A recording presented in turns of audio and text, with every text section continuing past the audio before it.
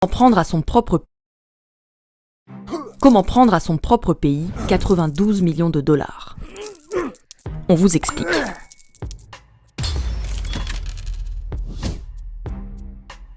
C'est ce qu'a fait la famille de Joseph Kabila, l'ancien président de la RDC, aussi appelée République démocratique du Congo. Comment? 1. Détourner l'argent des institutions. Impôts, ONU, élections, routes. L'idée est de récupérer tout l'argent public possible. 2. Stocker l'argent, puis le transférer dans un endroit sûr, pour le clan Kabila, dans cet ancien garage de Kinshasa, dans les comptes d'une société écran, Sudoil. 3. Retirer du cash. On peut même retirer une partie en espèces, comme le prouve ce bordereau de retrait de 6 millions de dollars. Car pour ça, il faut avoir une banque. Enfin, sa propre banque. Ou plutôt une banque contrôlée par la famille, comme la BGFI Banque du Congo. Contrôlée par la sœur de Kabila, Gloria Mteyu, actionnaire à hauteur de 40%, et par son frère adoptif, Francis Selemani, en tant que directeur général. Et quand au sein d'une même famille, on dirige une nation et une banque, ça facilite les choses.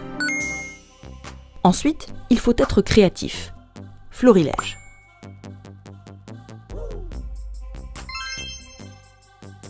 En 2016, pour rémunérer la participation du Congo à une mission de maintien de la paix, l'ONU verse 7,3 millions de dollars à l'ambassade de RDC auprès des Nations Unies. L'ambassadeur reçoit l'ordre de reverser 6,8 millions à l'État congolais, plus précisément à la Banque centrale du Congo, sur son compte à la BGFI. La BGFI va en profiter. Si les 7 millions lui ont bien été versés par l'ambassade, le Congo n'en a jamais vu la couleur. Et à la place, le virement atterrit dans les comptes de Sudoil. En 2016, Kabila annule les élections pour les reporter en 2018. La commission électorale qui organise les scrutins, la CENI, emprunte à la BGFI 25 millions de dollars. Un prêt engendre des frais et automatiquement, la banque gagne 1 million de dollars.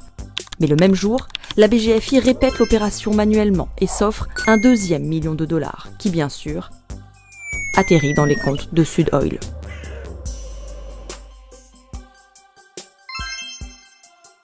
Foner, c'est l'agence publique qui s'occupe des routes du Congo.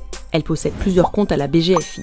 En décembre 2014 et janvier 2015, elle émet 5 transactions importantes vers un compte interne de la BGFI.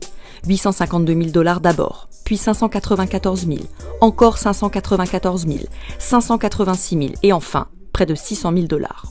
Au total, 3,2 millions de dollars censés transiter d'un compte du Foner à l'autre. Mais la BGFI vire en fait les 3,2 millions à 2 autres sociétés, Sudoil et sa filiale Kwanza Capital. La Banque centrale du Congo a elle aussi financé la famille Kabila. Son compte à la BGFI, intitulé BCC Équipement, est une caisse noire. Le 26 septembre 2016, il émet un virement de 30 millions de dollars, supposé alimenter un autre de ses comptes à la BGFI, et qui disparaît étrangement, tandis qu'un virement du même montant arrive chez Sudoil.